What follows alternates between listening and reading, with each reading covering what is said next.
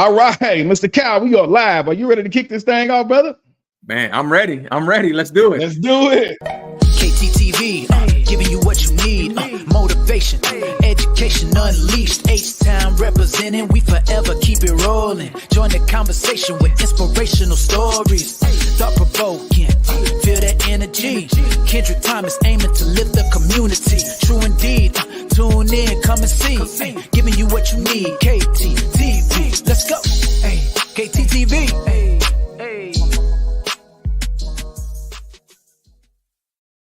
Hey, what it do, KTTV? This is KT, and I'm coming at you live with the season finale of Education Unleashed. And on tonight's episode, I have the speaker, the mover, the shaker himself, Mr. Kyle Green.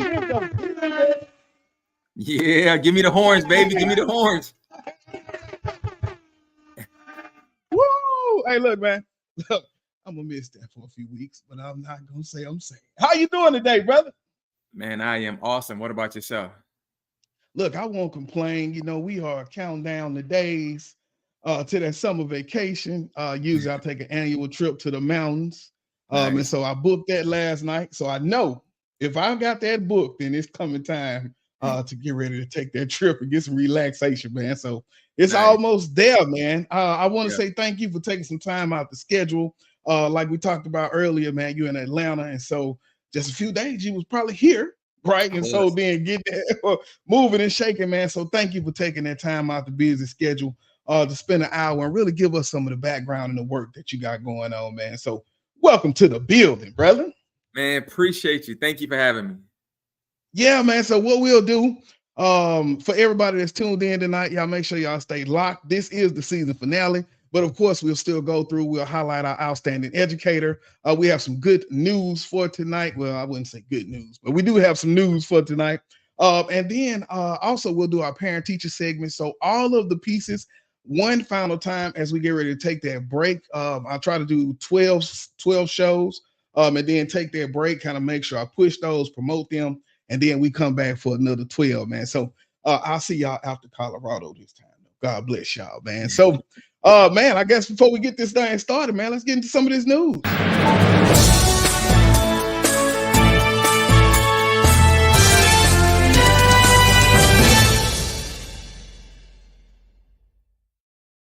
Tonight's news, just in case y'all don't know, TIA has told everybody that the plan for them to mandate application submissions of the FAFSA remains unchanged. And so today, as you can see, courtesy of Texas Education News, TA announced that the requirement for high school seniors to complete and submit either the FAFSA or the TASFA remains unchanged. And so what they said was all students at this time should be able to do it.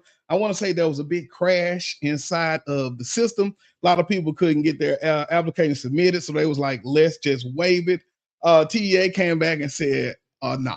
So it ain't going down like that.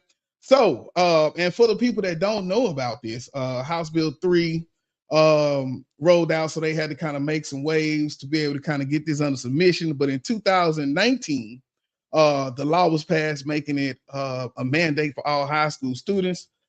TEA adopted it in 2021 of January. And so when that happened, the kids starting that year, if you were graduating, it is mandated through your PEMS, which is a lot of the stuff in education, how they account, the accountability parts. It is mandated that those kids submit an application, and that record is turned into the state each year. And so, look, man, I think that's a good choice, man. What do you think about that, Kyle? I think it is. I think it is, man. It's really dope that you know what I'm saying, on your show, you actually give people like news and information that they can use, because a lot of times if somebody doesn't know, they just don't know. So for you to allow your platform to share information like that is amazing. Most definitely, man. We like you say, it's all about that empowerment and being in the know, because a lot of the times with education, man, I think about a lot of the times our parents, like, they weren't at the school every day just fishing for this information, right? Former special ed teacher. If you don't know that OR process and you got a slacky school, you can really get caught up in the mix, right? Your kid is anywhere because you let it happen. So that's all a part of it, man. Just having everybody in the know, man. All right, so what we'll do, we'll take a quick break from the news, and then when we get back, brother, let's get into the conversation with speaker, professional speaker, Mr. Kyle. Hey, Green. All right, we'll be right back, y'all.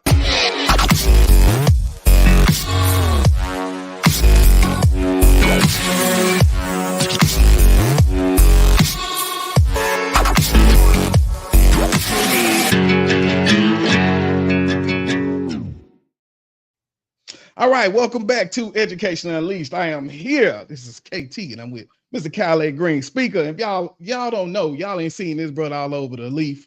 Y'all in the wrong space. So make sure that we are in the game. So, Mr. Kyle, once again, brother,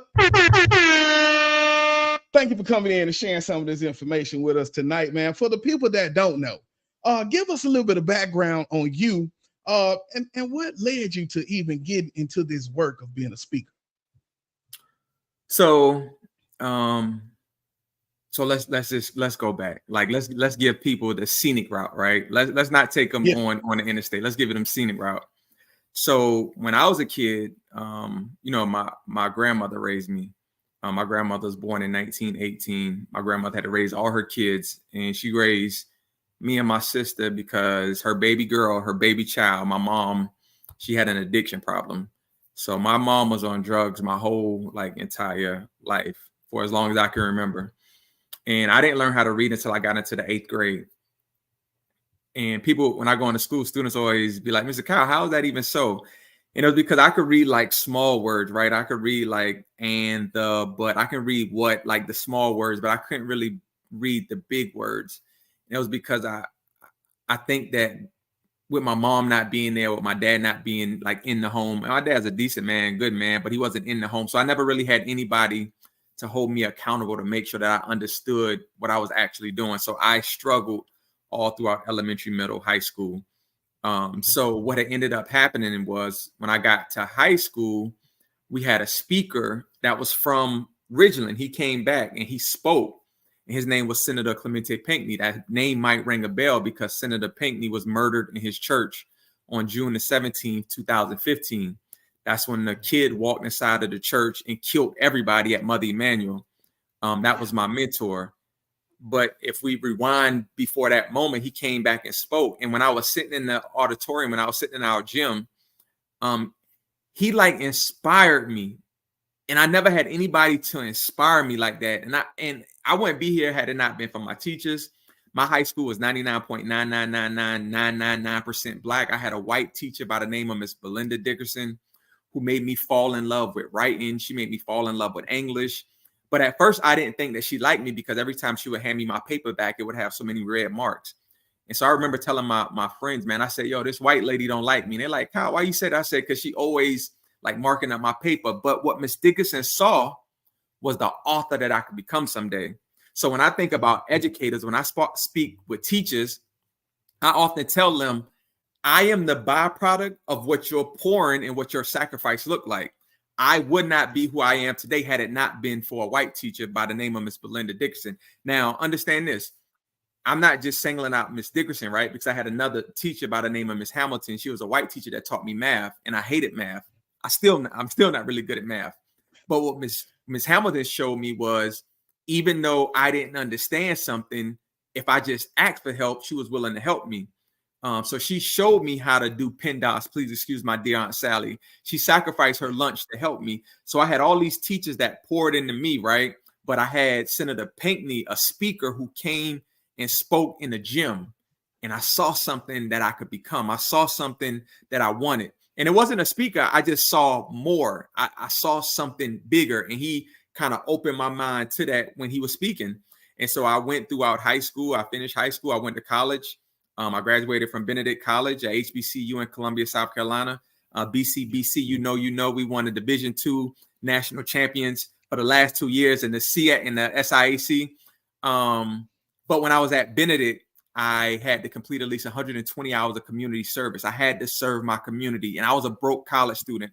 but I had to serve other people. That was really important into who I would become. So we fast forward, Trayvon Martin was murdered on February the 12th, 2012. And I held a rally in Columbia, South Carolina called the 1000 Hoodie March in honor of Trayvon Martin.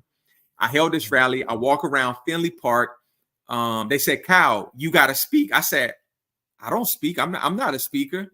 I was like, I got a degree in computer information science. I was working in IT. I was managing an artist. I'm like, that's what I do. They like, nah, Kyle, these people want to hear from you. This was your vision. And so like, that is how it started. The Trayvon Martin, my mentor being murdered 3 years after the Trayvon Martin murder. So I had like all of these events that happened, right? I had all of these moments that happened, and those moments turned into a Kyle Speaks movement. And so I had to take you through that scenic route to understand, like, how did I get here today? Like, I didn't just get here by happenstance. It was a journey to help me get to this part of my destination, because the journey is still going on, man. Like Nipsey Hussle said, man, it's a marathon.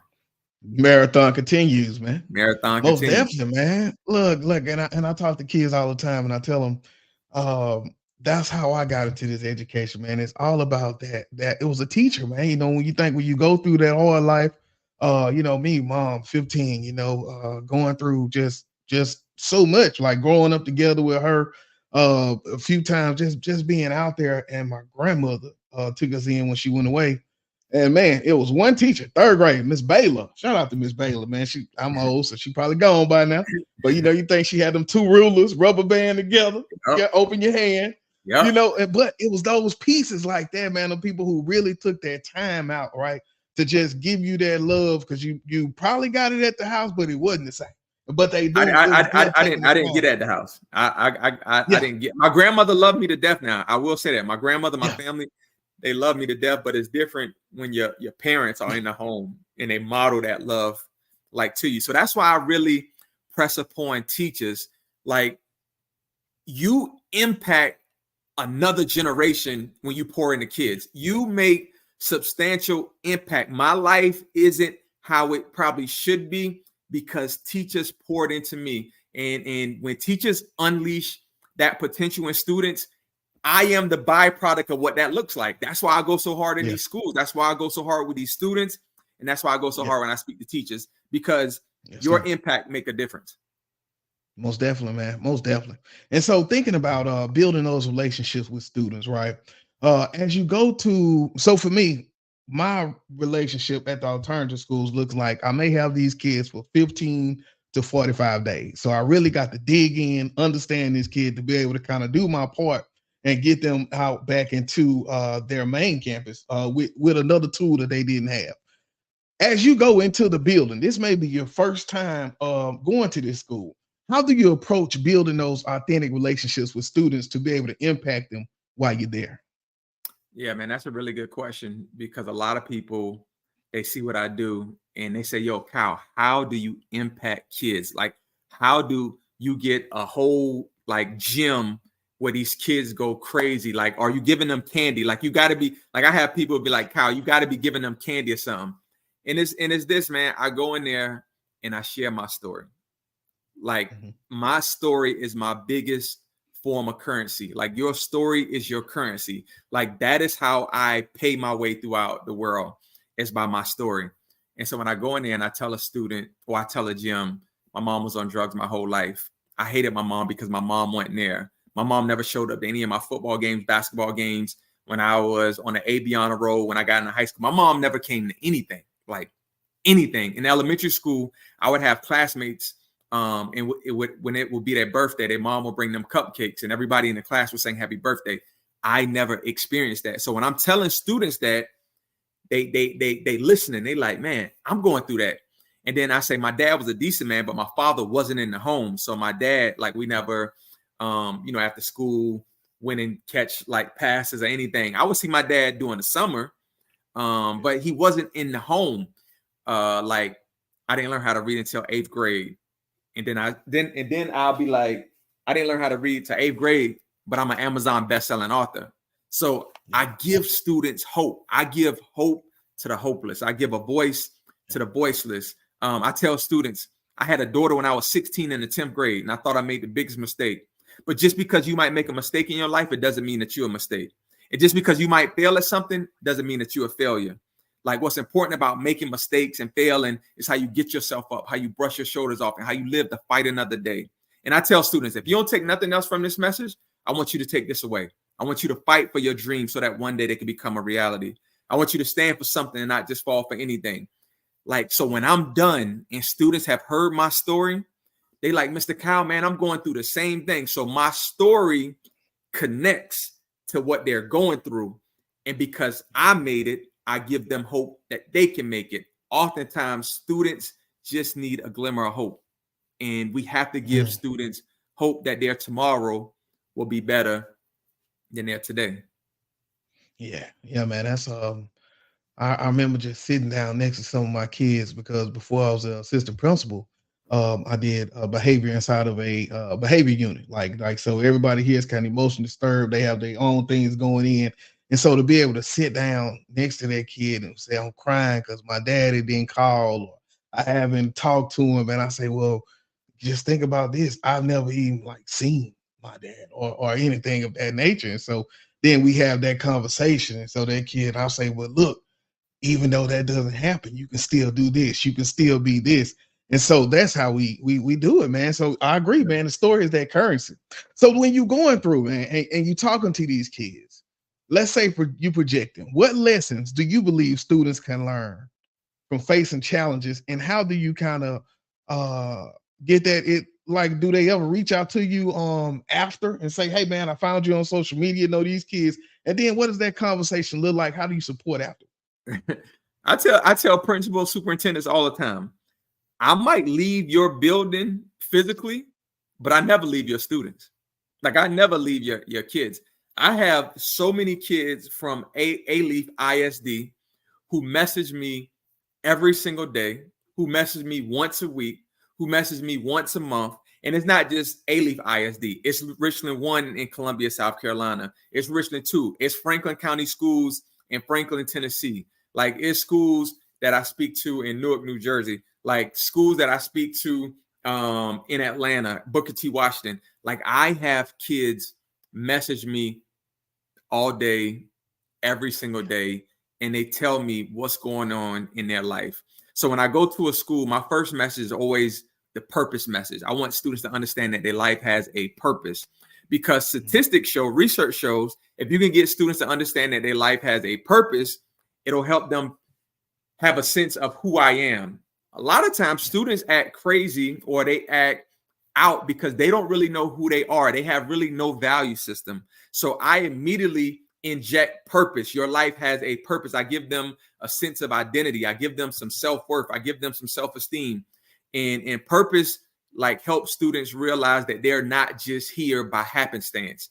You are here for a reason. Sometimes I say the only reason why I'm able to talk on my iPhone was who had to be born. And they'll say, you know, they might not know it. Some might say Steve Jobs. I say, in order for me to write my book, I had to write it in Microsoft Word. Who had to be born?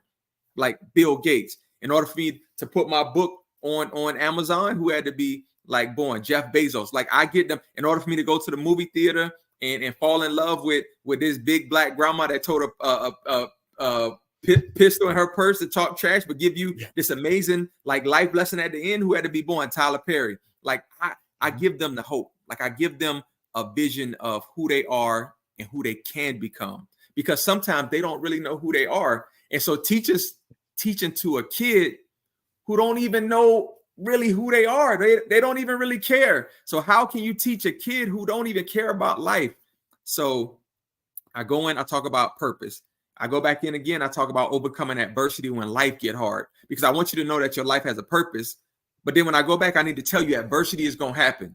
Like, how do you handle adversity when it happens in your life? So then that's when the kids message me on Instagram. Mr. Kyle, man, I'm going through this. Mr. Kyle, man, my dad pulled a gun out on my mom. Mr. Kyle, man, my mom hasn't been home for the last 3 days, and I'm having to take care of my siblings. Like, I experienced all of that. And so I give kids like ways to deal with it. If I have to talk to a school administrator to help find them some support, I do that. So I might leave a school physically, but I'm still present in those students' lives. I'm like no other speaker, and I'm not saying that to knock any other speaker, but like I follow every kid back. I comment back to every single message. When I see their stories, I like their pictures. If they smoking a blunt, I swipe up. Yo, why are you smoking a blunt? Oh, Mr. Kyle, man, that's an old picture. I'm sorry. Nah. You either gonna take that down, I'm not gonna follow you. Yeah. Like I keep it all the way 100 with these kids. Yeah. You have to, man. You have to. And the biggest piece is being able to catch them on their social media, because 9 out of 10, once they out of school, that's where they at, right? I think about so much stuff that go on Instagram, and it folds over to the school, but it all happened like online. So man, being able to do that so powerful, so powerful and impactful, to be able to meet students where they are. Now, I know another part of the business is also teacher support and training. So what we'll do, let's take a quick break. And then when we come back, I want to kind of talk about how we help, because we just talked really about how you authenticate and build those relationships. But now let's talk about how you help these teachers. So we'll be right back. You see the drip, yeah, I'm fitted up. Hop in my car and the giddy up. Secure the bag, yeah, I get the bus. Pick it up. You see the drip, yeah, I'm fitted up. Hop in my car and the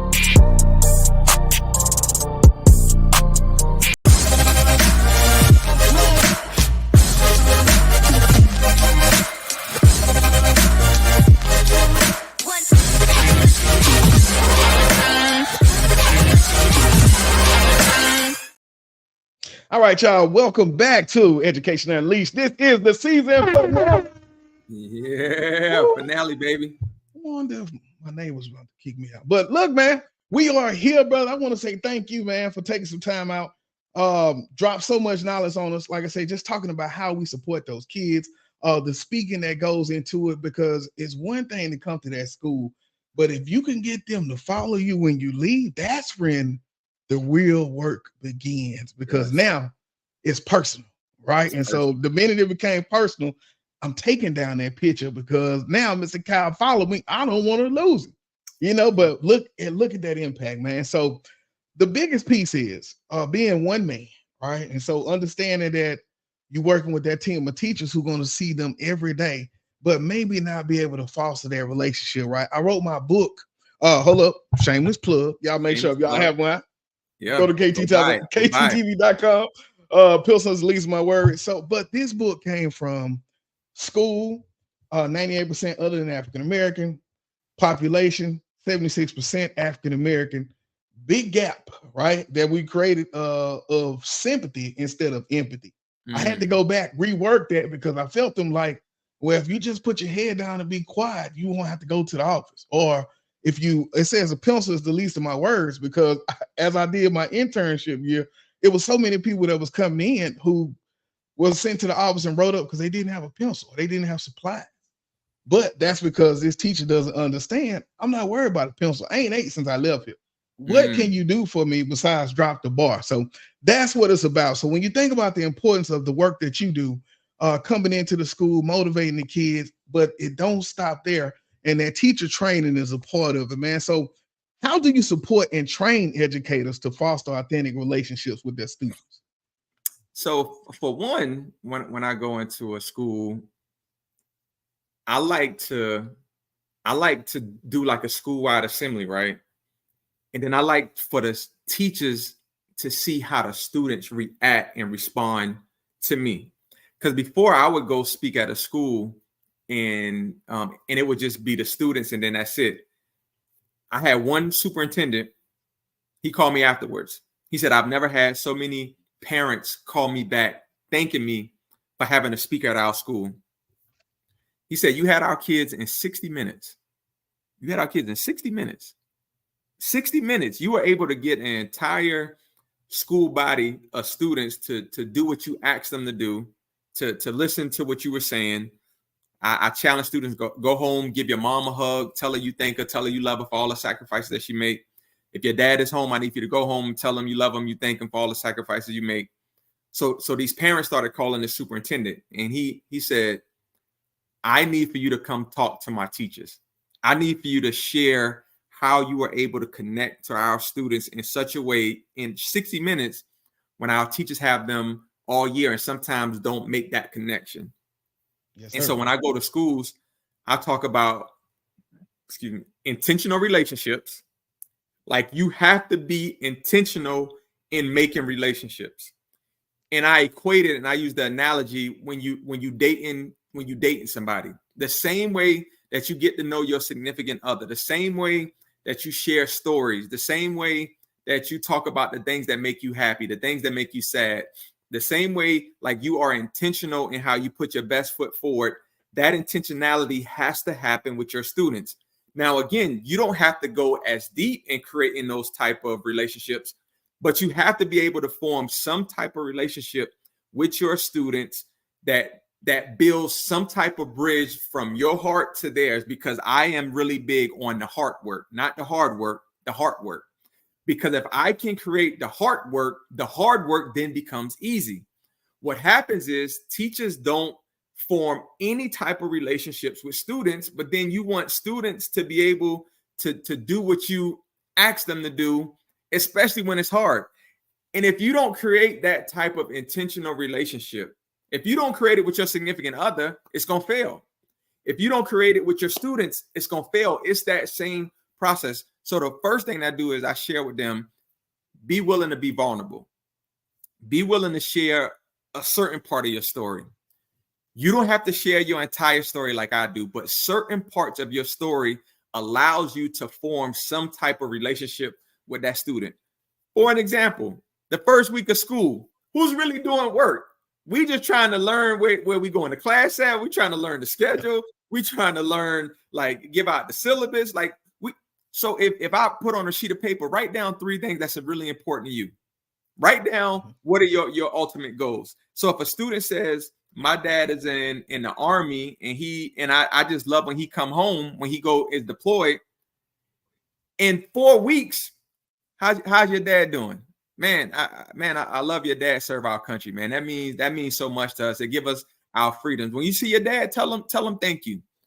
Do you know what that's gonna do to a kid? That you remembered that you took the time to even address. Like, so I am really big on being intentional in how you make relationships with students, because what I do is when I build those relationships, when I have to show tough love, when I have to hold them accountable, when I have to say, why do you have that blunt in your story? I need for you to take that down. I'm not following you.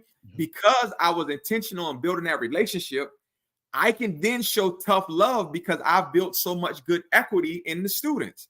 Teachers not building any equity in their students, and they asking them to do stuff for them when they haven't even took time to really build any equity. And the thing about equity is this, especially when you build in your home, when you want to do house repairs, when you want to send your kids off to school, you can then borrow a loan against your home because you built up some equity. So now you can take something out. But the only reason why you can take something out is because you put so much in. The only reason why I can hold kids accountable and show tough love is because I put so much in them. I put so much in them. I showed them. So I ask teachers, what are you putting in? Because when you have to hold them accountable, imagine being hard on a kid. Imagine holding them accountable. Imagine telling them you have to give them an F. Imagine how that feels to them when you've never put anything in their life. So I'm really big on those intentional relationships. Then that builds connections. Then that builds bridges. And then if you can do that, man, these kids will do anything for you. These kids, I have students all over the country who will run through a brick wall for me.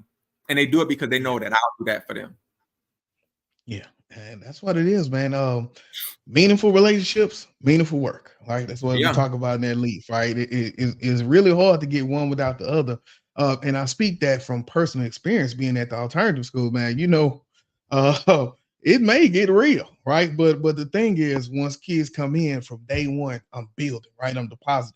So then when it's time to withdraw, because we know there will be time when it's time to withdraw, I really have a good leg to stand on because I've been depositing so much, man.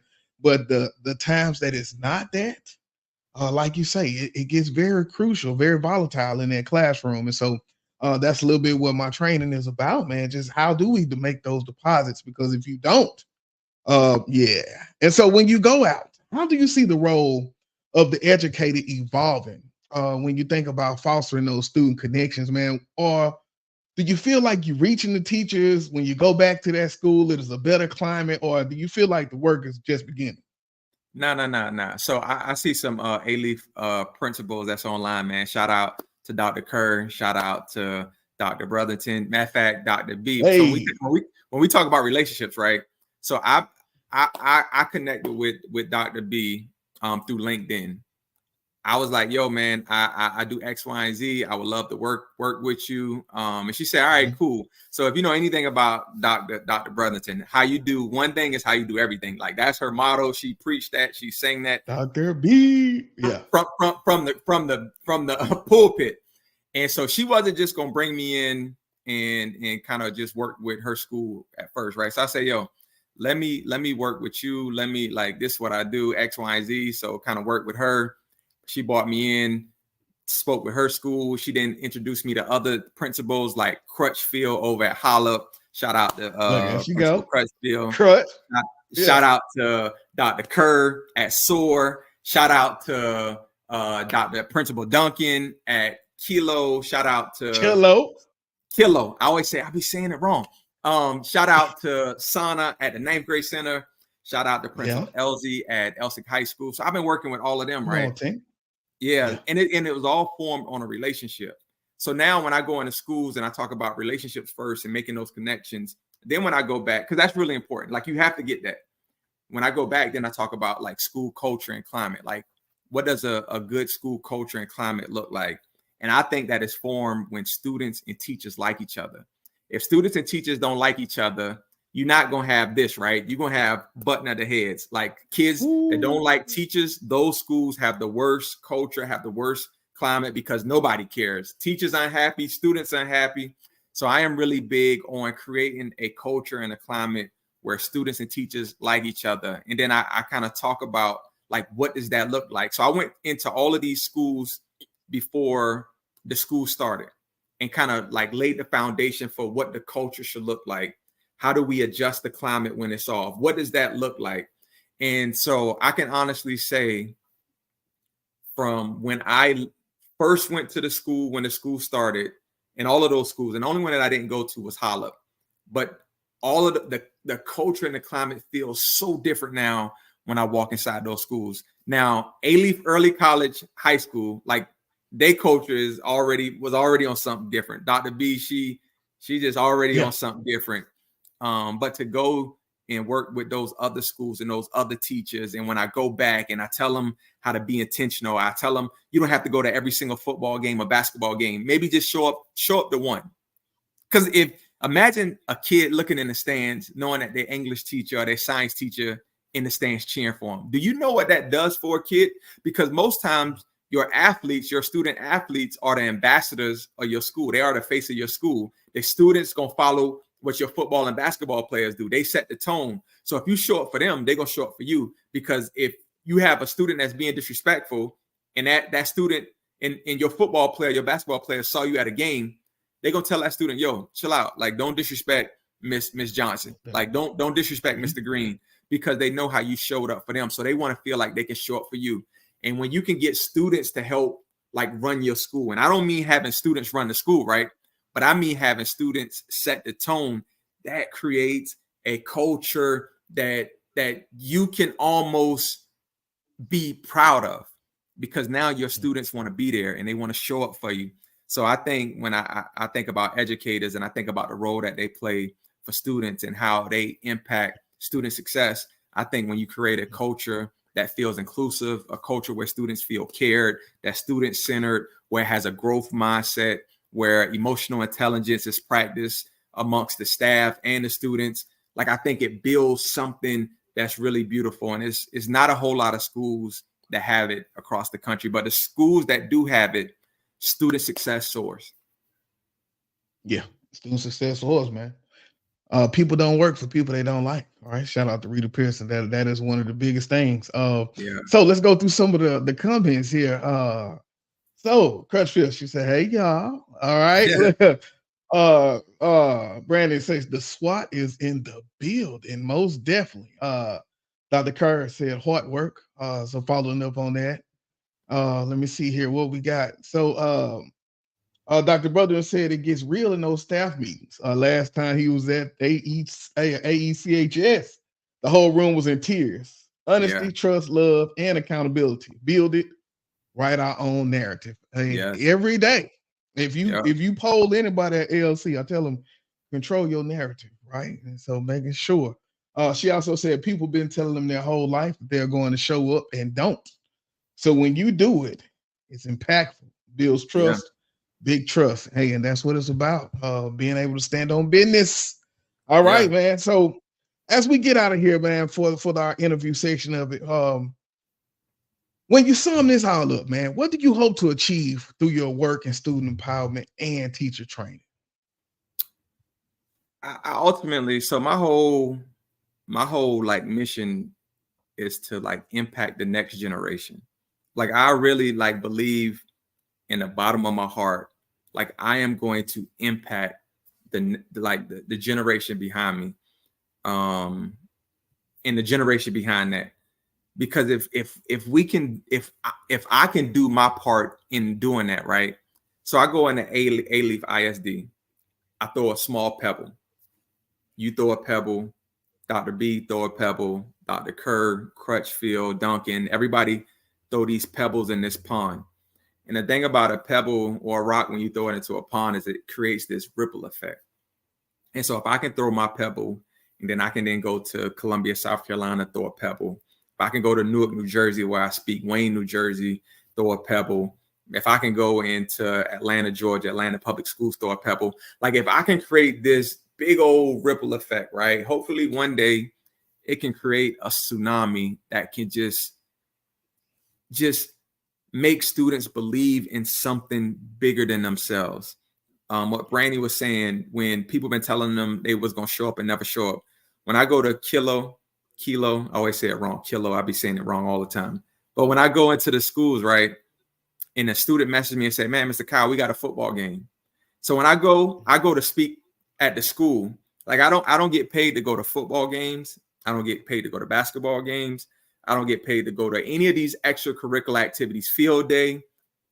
I go because I know what it means to them to see me showing up. And so if I can show teachers how to show up for their students, and then they say, man, if this man coming all the way from Atlanta, Georgia, and he at these football games, he had these basketball games, if he did it, man, the least that I can do is show up.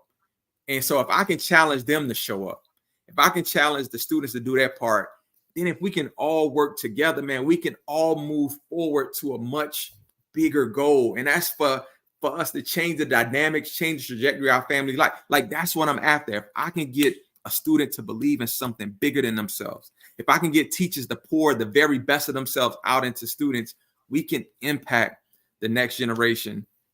And I want to close with this. When I go into schools, especially at A-Leaf, right, I always give students these ponds. And I tell them about the power of a pond.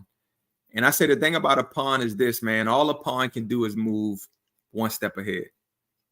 That's why everybody say, man, what are you giving out? Candy? I give out ponds.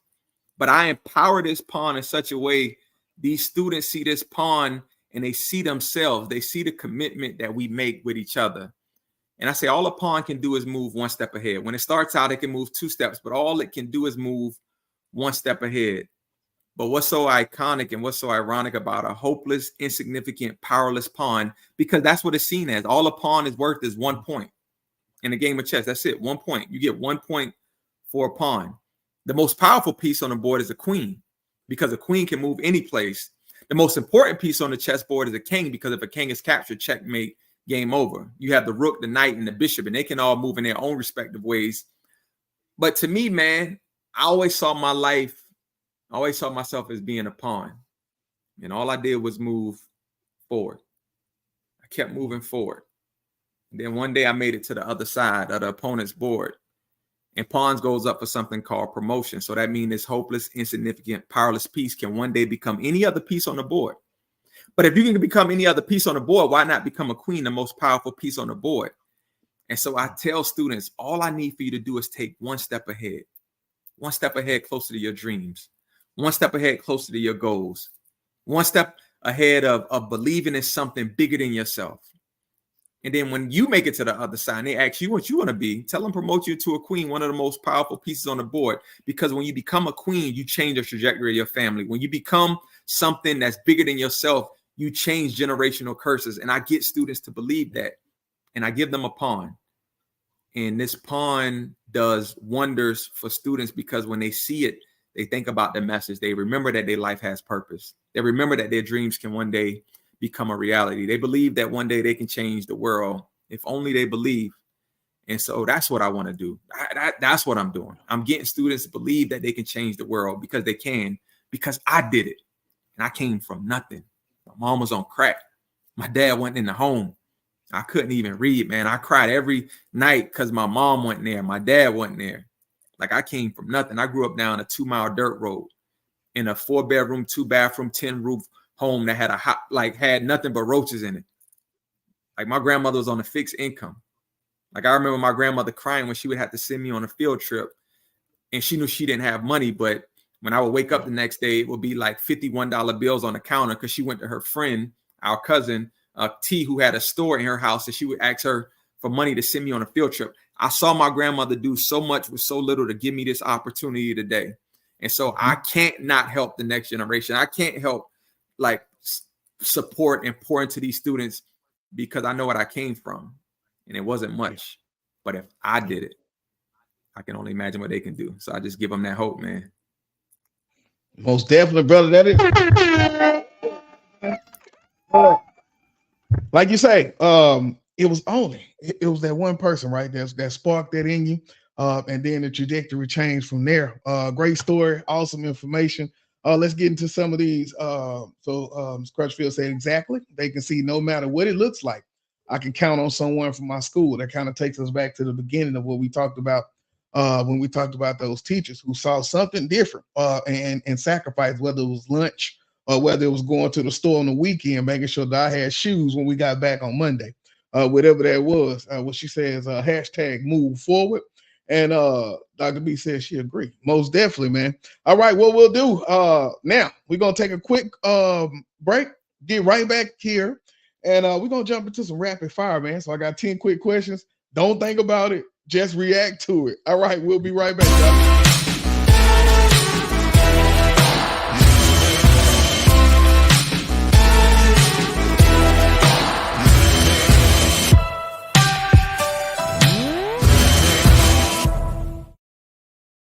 Rapid fire, let's go. Go hard, or go home, go home, go hard, or go home.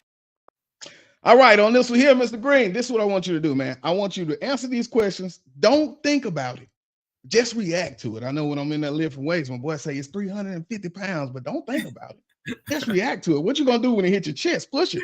All right, so here we go, man. What's your favorite pizza topping? My favorite pizza topping? Yeah. Ham and mushroom. See, think about it. Man, that's real right there, bro. If you could have any superpower, what would it be? The ability to see into the future. Man, that would be so powerful. Beach vacation or mountain getaway? Definitely the beach. I grew up in the low country. I love the water. Come on, man. Dogs or cats? Dogs. Big dogs at that. I don't like little, small, annoying dogs. Hey, little dog complex. Hey, early bird or night owl? Night owl. I write and think the most late at night. What's your go-to karaoke song? I don't know. Got it. Hey, there we go, man. I would have had to think about that one. Hey, all right, I'm gonna hit you with this one. Favorite movie of all time? Glory. God, that's a good with one, Denzel man. Washington. Would you rather have the ability to fly or be invisible? Be invisible. Yeah, I need to know what's going on. Right. If you could meet any historical figure, who would it be?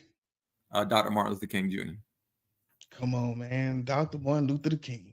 What's your guilty pleasure snack? Chocolate chip cookies with a glass of chocolate milk. Man, you know, us over here with lactose and time, we can't. But I'm with you, brother. Hey, look, man, I'm gonna just get the cookies. Give me some juice.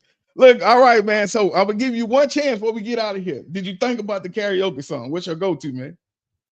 Karaoke. So it would have to be a Nipsey Hussle. Hustle and motivate. Oh man, that's a good one right there, Hustle and motivate. Come on, brother. Look, man, the page don't change. We're just gonna keep it the same, keep the work going, and let everybody know. Awesome work, man. Like I said, the reason I like to do that is ever since, man, I was in Walmart and the kid said, "Man, you shop at Walmart?" I immediately seen that he saw me as an educator, but not a human.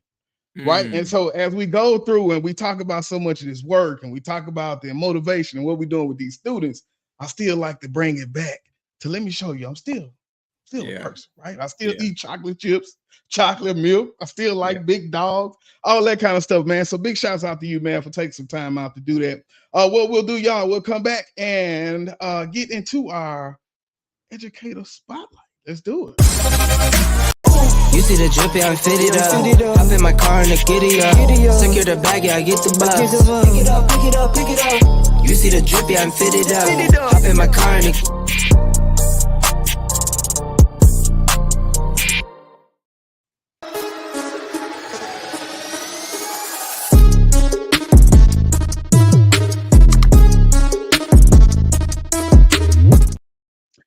All right, y'all, welcome back to Education Unleashed. Tonight's Outstanding Educator Spotlight goes to Miss Jacqueline Cooper. She is a University of Houston professor of English. I was a high school English teacher, so big shouts out to Jacqueline. I bet the papers that she has to read is way more long. Andreas Jones was the person who shouted out Miss Cooper. And this is one that means a lot because this is her husband, right? So you think about when you're getting off, you got those stories to tell. So big shouts out to Andreas for the support. And his message was she is very thorough and supportive of her students. She will work with students even after class is over.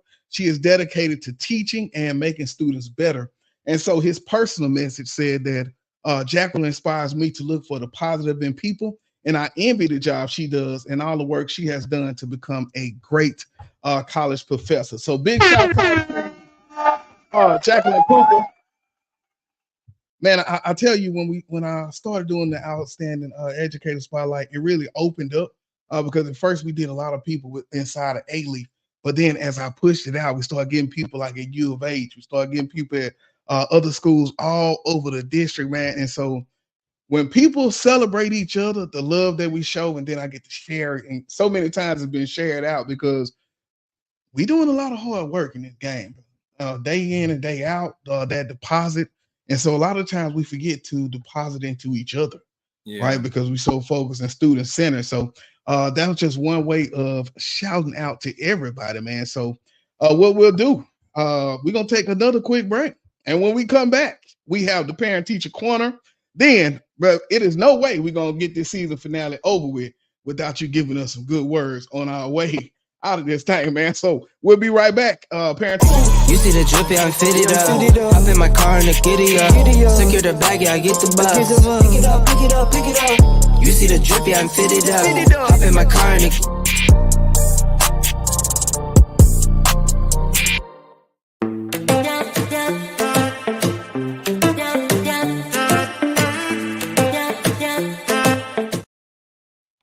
All right, man. I wanted to pick for this night's Parent Teacher Corner. I wanted to pick something that was very in our ballpark.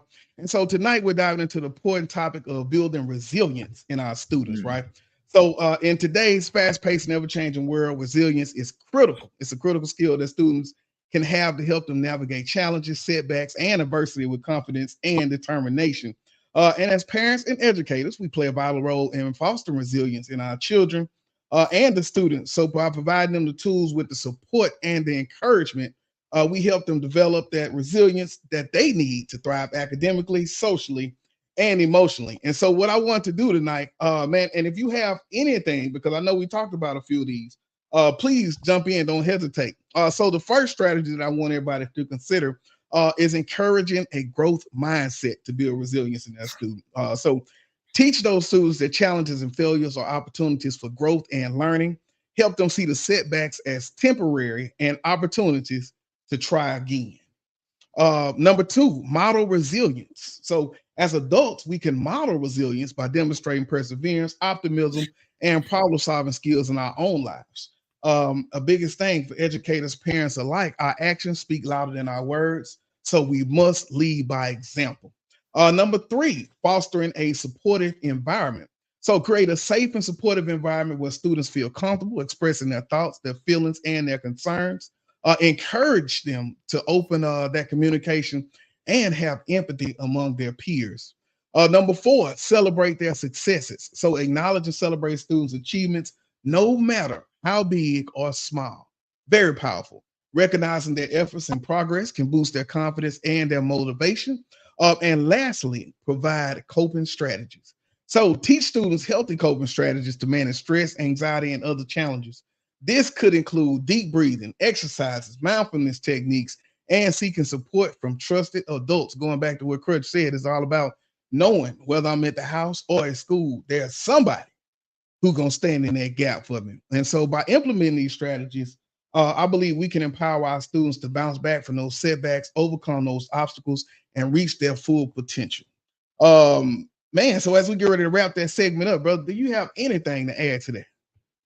Man, I don't nothing really to add to that, because when you do all of those things, you then advocate for your child. And as parents, man, one of the most important things that you can ever do is positively advocate for your child. And that's showing up for them when they need you to show up, not just when you want to show up, but make what's important to them, make that important to you too.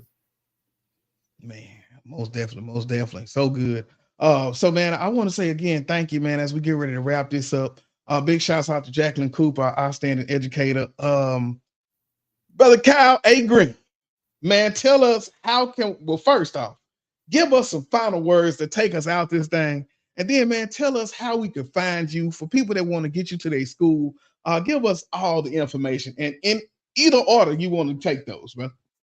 All right. So just so I'll make sure I don't forget. So you can shoot me an email. It's Kyle, Kyle, at Kyle, A as in awesome, green with the E at the end.com. I'm on Instagram, Kyle Speaks _ Twitter, Kyle Speaks, Facebook, Kyle A. Green. But I want to say this. So the analogies that I did with the pond, right? That's just not for students. That's for us as adults too. All we got to keep doing is moving ahead. But another thing that I do when I go into schools, and even when I speak with educators, is I give out glow sticks. And I say the thing with glow sticks is this, and I use it different when I talk to students versus when I talk to adults. But it's all tied in together. So glow sticks were created in 1961 by a scientist. His name was Dr. Edwin Chandras. And he created glow sticks because he was fascinated by fireflies. He couldn't understand how fireflies could give off a natural light without an external power source. So if you think about it, you've never seen a firefly with an extension cord plugged into an outlet. You've never seen a firefly with a Duracell battery on its back, but they light up. And so he went into a lab, and then one day he found the 3 chemicals needed for glow sticks to operate, right? One chemical is called oxalate ester. The second one is called fluorescent dye. The third one, when you hear the breaking sound, that's a glass veil, that's hydrogen peroxide. When those 3 chemicals are broken and mixed together, it causes a chemical reaction. So everything that this glow stick needs to operate in the purpose in which it was created is found on the inside. This glow stick needs nothing else to operate in the purpose in which it was created.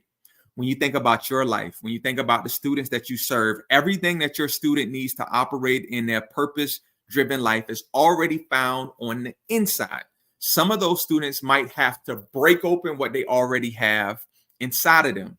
Michael Jordan, Taylor Swift, LeBron James, Tom Brady, like they didn't go to Target to buy their gifts. Everything was already on the inside. Everything that you need to operate as an educator is already on the inside of you. Everything that you need to operate as a parent is already on the inside of you. Everything that you need to operate as an administrator is already on the inside of you, just like this glow stick. But some of you might be afraid to be broken. The crazy thing about this is this glow stick will only serve the purpose in which it was created when it's broken. So as I break this glow stick, and now this glow stick begins to serve the purpose in which it was created, which is the shine, which is the glow. In a world that's filled with so much darkness, your light, it can make a difference. In a world that's filled with so much hate, your love, it can make a difference. In a world that's filled with so much war, your peace, it can make a difference.